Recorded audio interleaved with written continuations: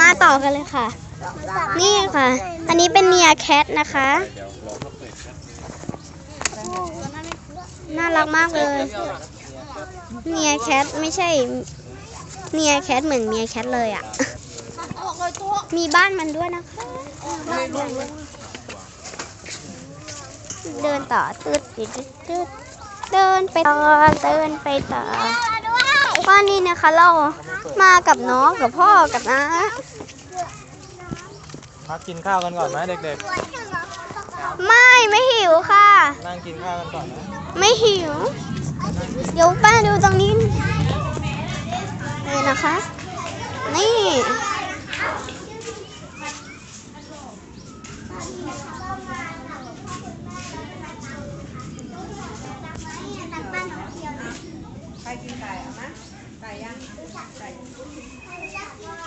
นี่ค่ะบรรยากาศก็งดงาม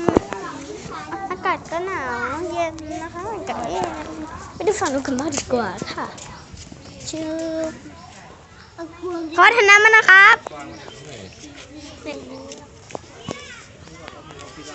มีหินด้วย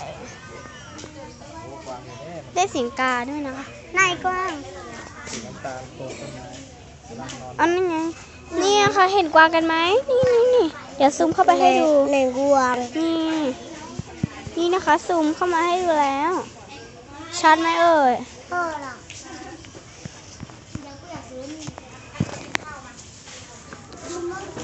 โอเคค่ะ